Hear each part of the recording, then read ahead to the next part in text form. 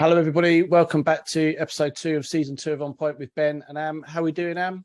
Yeah, good, thanks. Long week as usual, but I'm here. I'm surviving. How are you? Yeah, really good. It's a busy old week. I feel like summer's officially over now, and everything. There's a bit of a backlog over the last couple of weeks of things catching up. So it's been an exciting week. Lots of moving parts, and yeah, really lucky to be joined today by a very special guest from across the pond. Kelly Looney, who is the SVP of Engineering at Tide. Hi there, Kelly. Hello. Thank you so much for coming on board to chat with us today. How's everything stateside? What time of day is it over there? A little after 11 o'clock, so easy times, no problem. Good. Yeah, thank you very much for coming on board. We're really lucky to have you today. Got some really interesting topics to discuss with you. And you and Kelly know each other, right? Yeah, we do. We have been working together for quite a while now at Tide. I was there a little bit before Kelly joined, and when Kelly joined, I think the world of engineering just got a little bit more simpler because there's a lot going on, and there still is a lot going on at Tide. But it'd be interesting, actually, Kelly, just to begin with, to just talk about your role a little bit. You're the SVP of Engineering. So in the UK, we don't really have SVPs. We don't have VPs as much. And also quite often engineering is split up into quite granular. So if you could just give us a little bit about what you look after, the kind of remit of what you do. Sure. Tide is a born in the cloud company, and I came over after 4 years at AWS. And Tide is an AWS kind of oriented company. And I joined my good friend Guy Duncan, who's the CTO of Tide. I'd worked with him before. Am knows him well also, and I think the idea was to come in and kind of help take Tide to kind of the next level of scale as we wanted to go and start to address some new markets. Had some good success in the UK already, and so I've come in. My role is to handle a good portion of our engineering organization, also to deal with our production and production support, and also the cloud engineering, as you would guess from coming over from AWS. And so we're kind of taking that, kind of reformulating a little bit and trying to structure things once again, kind of for that next level of scale. Excellent. And I understand that, especially over the pandemic, Tide grew. I mean, Tide grew huge anyway, but over the pandemic, I believe, and correct me if I'm wrong, they were one of the only banks in the UK that was still offering corporate accounts, business accounts, whereas a lot of the other banks just stopped.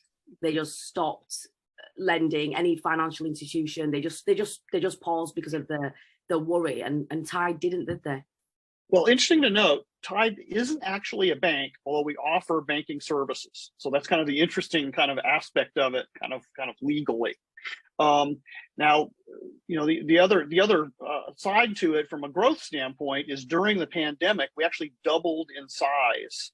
Wow. During the pandemic and during that sort of difficult time. And that's one of the interesting aspects of Tide, and it's even relevant today, is that because we deal with kind of small businesses, even in somewhat difficult economic times, we tend to do relatively well because that's a part of the market that's always moving and always happening. There's always, no matter what else is happening in the economy, small businesses are always forming, always kind of moving forward, and Tide's kind of been there for them, and so it's been a great journey for us.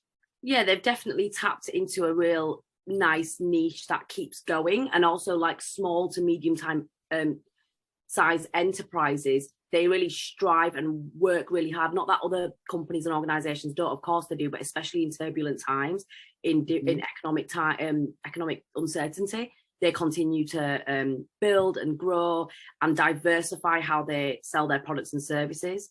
So it's been great to watch that. It's been great to be working with Tide and watch the growth as well. It's been it's been amazing. And I think we're going to go into, sorry, were you going to say something? Yeah, don't get me wrong. We love a booming economy, but we tend to do well even if the economy's not booming. And so that's what's been kind of interesting and been a kind of a nice thing, as opposed to some of the other kind of foamy fintechs out there that you see. We've been kind of a conservative grower all the way through, it seems like. Yeah, which is great, because then of course you also benefit from the economies of scale, and you don't tip into this economies of scale of growing too fast or trying to please every market possible out there, which is great. Right. And I think one of the key things I'd love to talk about is, obviously you're from the other side of the pond. I'm aware of what goes on at Tide and how your teams are located, but how has that helped, or what has been some of the challenges of having such a co-located team? So maybe just starting off with how co-located the team at Tide are would be great. Well, we basically started out with kind of 3 key engineering offices. You know, we had London, Sofia, Bulgaria, and Hyderabad, India.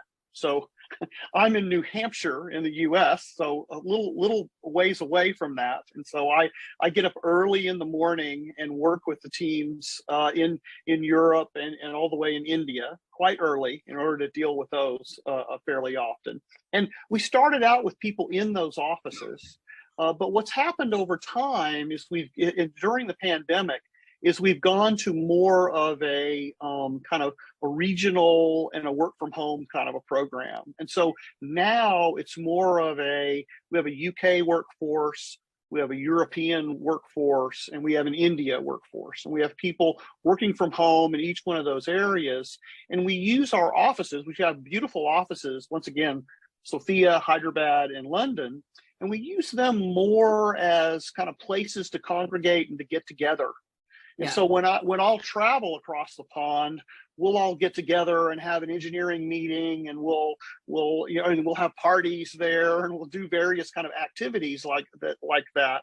And so it's really nice, you know, for everybody to get together. And we have a certain contingent of people that like to go in the office regularly and work there and so on. But it's not like a huge percentage of the company. And so we're much more distributed now, much more spread out. And we found a way to really make that work and to really continue to grow and be productive. And I'm really proud we've been able to make that all work. And now it's really helping us grow and helping us continue to bring people into the company. And so it's worked well. And do you think that allowing that kind of flexible working pattern and using I've obviously been to the Tide offices in London lots and lots of times, and when we started coming out of the pandemic in the UK at least, and there's never been this pressure to be back in the office. Every time I've been into the office, it's for some form of workshop, it's for some form of office social gathering, and it's been fantastic. What do you think you've done differently at Tide to make it work? Because Kelly, let me tell you, there's lots of organizations that are either encouraging people back into the office or telling people to sort of go hybrid, and people are A, not going in, or B, they're going to other organizations where they can find that flexibility. And how do you think that's helped with going towards your target platform? Yeah, I don't think there's any doubt that there's no fully going back to the offices like before. We already had a workforce that was way too distributed. And so we kind of realized at a certain point that we were going to have a distributed workforce, and that's the way it was. We've got still a lot of, like free food, a few days a week. And once again, we've got a wonderful office. And so it's a really nice place to go. Yeah. And, when I'm in London, I absolutely love going in there to work, and same thing in Sofia. And I haven't been to Hyderabad yet, but I will be soon. And so, I think they're great places, and we want to encourage people to come and enjoy and use those spaces, but it's not required whatsoever. You can totally work from home and be productive. And we think that that's really the future in a lot of ways. And so, we don't anticipate ever needing, especially for our technical staff, needing them to have to come in the office. It's interesting because we've spoken to so many organizations recently, and especially I've felt this in the UK, where there is this encouragement for people to go back into the office. So where you might be finding organizations encouraging people to come back into office, technology, the department is at the end. So they're saying that technology teams are the last people sort of to come back into the office. How are you finding that when I know how much is going on at Tide in terms of technology and what you're trying to get through the door, your milestones, your roadmaps, etc. And it's quite ambitious, it's aggressive. Are you finding any challenges or issues with co-located teams?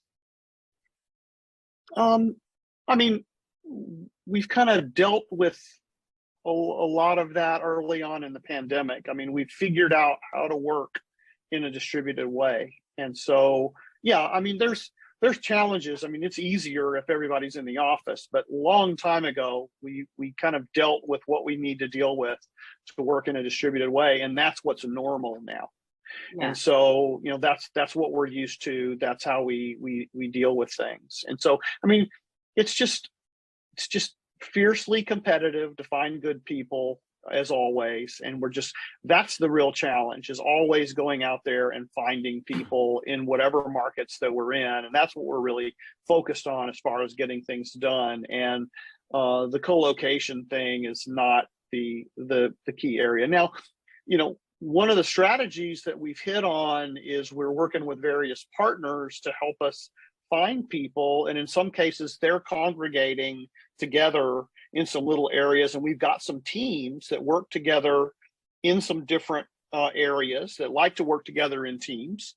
And that's kind of worked. We've got some teams that kind of get together in small office spaces in towns around Europe and different places. And sometimes that's helpful.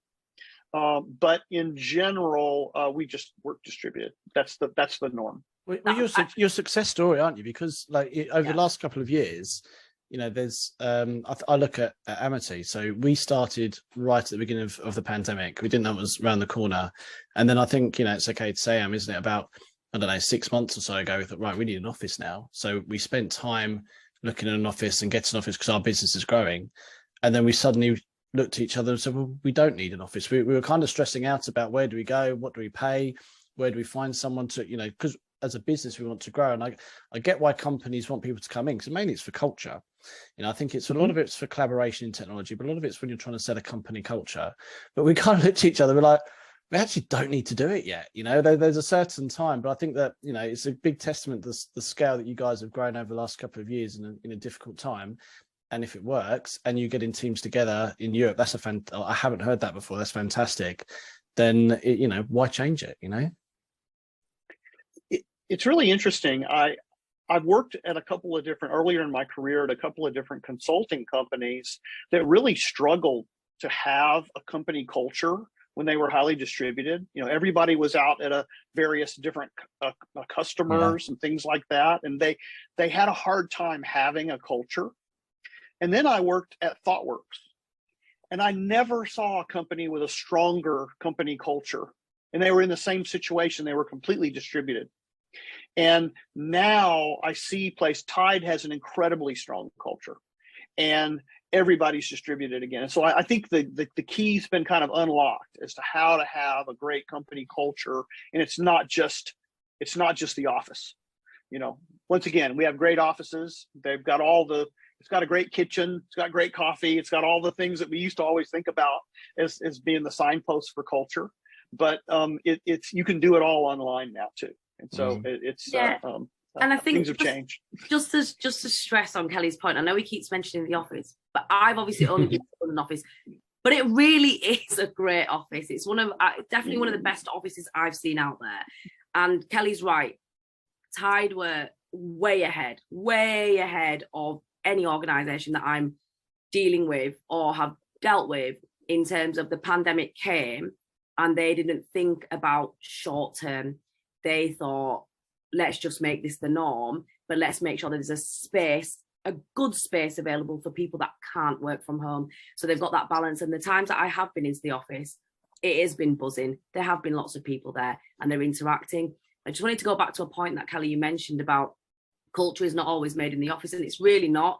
A lot of what I've seen, and I think this really supports or hinders technology being delivered, is the tools available to the employees. For example, there's no point sticking everybody, like I say, telling everybody they can work from home and they can work remotely if they haven't got the tools to be able to do that effectively. So, I mean, Zoom's a great idea. We use Zoom to record these podcasts. I'm going to just pretend now that Zoom's really rubbish. There's no point giving us Zoom if we don't on it. We have to constantly turn off our camera. There's constant updates. It's always a problem. I think the key thing now as well with co-located team is giving them the facilities. I didn't realize actually until I implemented Slack at Amity that it's such a technology team-based tool. I've seen it used in organizations across the whole organization, but actually as Amity's grown, I've realized it's more of a tech tool. And I'm also working in another organization where everybody uses Teams, but the whole of technology uses Slack. So it's making sure that they have the tools to be able to work remotely and communicate effectively. What kind of tools has Tide implemented or got thought about, I suppose, with their co-located teams? Well, Tide uses Slack in a major way, uses Zoom, uses various kind of Google tools. We're fairly aggressive on any sort of means to collaborate. I think that we focus a lot on, what can we do to keep people connected. And so there's not a lot of impediments to that within Tide. I go embarrassingly far back on collaboration tools, back to early Silicon Valley, very early instant messaging. I have only a few people online hearing this will know that I have one of the earliest ICQ numbers that anybody that anybody will know about out there as far as instant messaging and whatnot out there. So I definitely know the value of that sort of tool and the value of kind of instant communication. Slack is the leader there now, and so we use it in all sorts of ways. And so, I guess it's critical. Yeah, and I guess that's what is a contributing factor, just from how people communicate on Slack or on online tools, whether it's Miro, whether it's Slack, whether it's just making wireframes on a different tool. People don't realize that that's what contributes to culture as well. If you're in an organization where you can't create a Slack group, for example, you're already impacting potential delivery. You're already impacting becoming more effective as a co-located team. And I use that specifically because there's been lots of times where I've worked in organizations where I can't use a tool, or I'm not allowed, according to their ways of working, to create a new Slack group or pull people into like a huddle or anything like that. And it's really interesting because that directly impacts delivery. Try working in an organization where you can't at a glance figure out whether someone's online or not. It's just little things like that. It's amazing what a difference it makes. Yeah. Without having to bug them, without having to send a message or ring a bell or do something like that.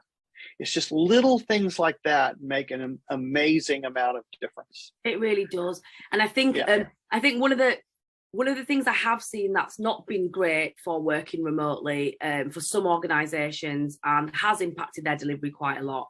And I'll be careful now, but I find some organizations checking to see if people are online, without the realization that there's tools such as Move Mouse and Mouse Jiggler and all these things that, unfortunately, your employees, because they're so online micromanaged, that they do walk away from their laptop not caring. And I think Tide has really struck this brilliant balance.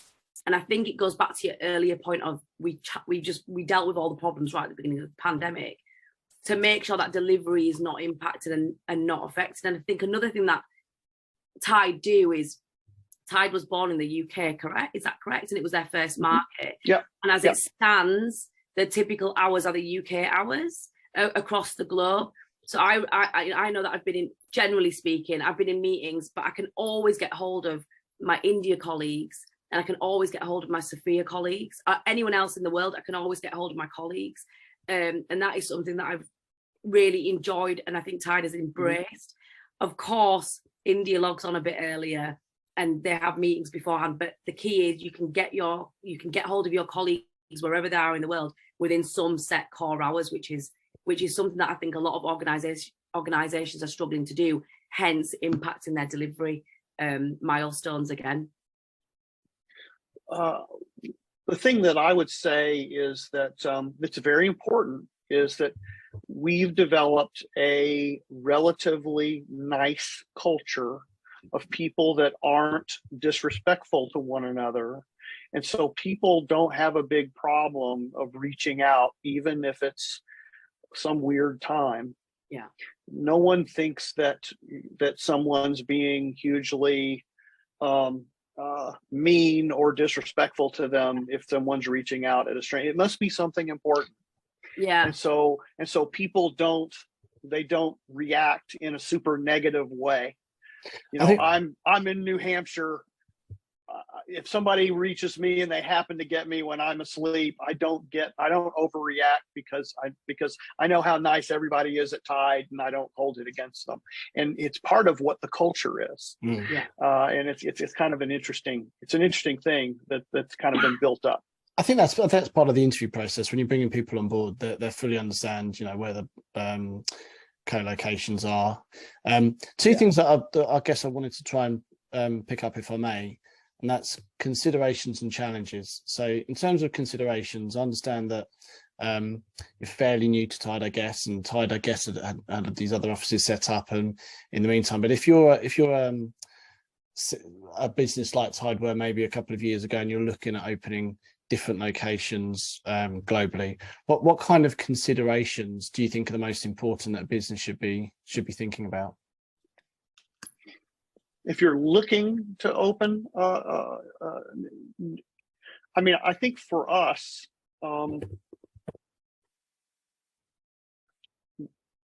it's been partially where we're looking to go as a business, and it's where we're looking for talent. I mean, those have been the two, kind of big things for us. We found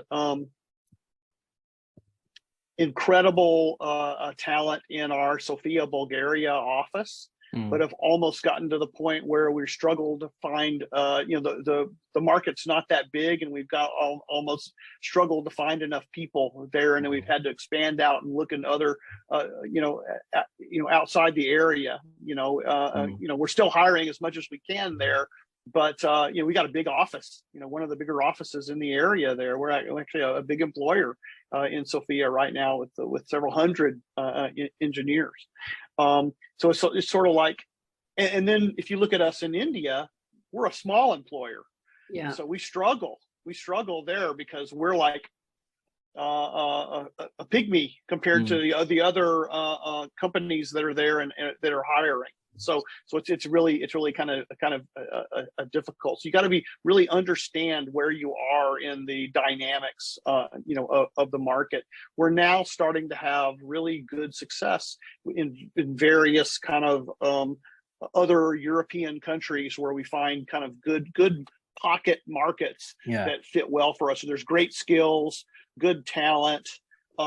Maybe paying a little bit more in some cases, but getting the talent that really fits well for us. Yeah, I think that's the thing with London. I want to say, you might correct me here, that is like the fintech capital of the world. In my opinion, I think there's more fintech startups in the city of London around than anywhere else in the world. And it's we're talking around a kind of 2-mile radius, which is crazy, really. Yeah. So it's incredibly challenging for talent, which we all know very well, and that obviously drives up cost as well. And I actually agree with that, because the reason why I asked about considerations is there's a lot of companies that Eastern Europe, heavily in Ukraine in the past, and in Bulgaria, some really good talent out there. India's always been quite well known. And it is interesting. I think there's some quite interesting emerging countries in Europe where kind of the talent that you get for the cost. I think Portugal is a really interesting place at the moment. There's a lot of really good talent that we have found in Portugal, and there's some very big companies and startup companies as well, rapidly growing tech companies who have scaled out there. And we've managed to find some people in and around Portugal. And I think seems to be a good area for good talent at a competitive rate, shall we say.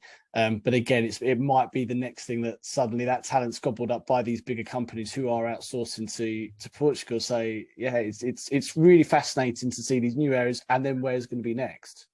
Yeah. So, and I think the mistake is to look first at cost. I think you look at skills first, and cost is kind of in the equation, but not the absolute primary thing. I'm in another area, New Hampshire's close to Boston, not far from New York. So it's another area filled with FinTech. And they're always looking, there's not enough tech talent. There's a lot, but not enough tech talent. And so, I deal with London, obviously, but then deal with those areas. And so in this area, everybody's looking for, and Portugal's been one of the areas that people have gone to a lot, because Portugal connects to Brazil. Yes. And that's why you get there's a big funnel of getting a lot of good talent, because you've got another reservoir of talent, through to Brazil. And so that's part of that connection. But I think you're totally right. And, I think what we're finding is that there's various other countries in Europe where what you do is you look at the education systems, and that points you to where the good talent is. Yeah, really good point. Yeah. That's a really good point. I've not actually heard anyone say it like that. And I don't know why. Actually, I didn't even just think like that. It's such a good point. Where are the good education systems? Where are they leading initiatives in their curriculums about STEM? And that's where your talent is going to be emerging, isn't it?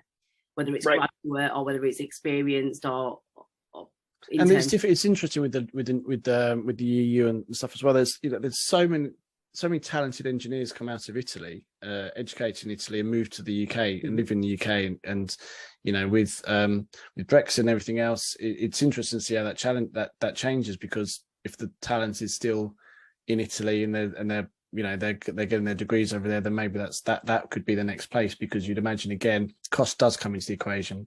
And I think that people might look at that. I get so my other point was challenges. So, I'm sure there's some very obvious ones with time difference if you're getting called in the middle of the night. What's the other? But then I'm going to guess there's more complex challenges, i.e. laws and things like that. What's the biggest challenges that you have when you're working with distributed teams globally? There are particular countries that have very onerous employment laws that could stand as a real barrier. And so you have to be really careful. We found some really great countries that we love to be in that end up practically being a no-go for us. I won't name names just to not get in trouble. We have listeners from all over the world, Kelly. Yeah, be careful. But there's don't some offend of them anybody.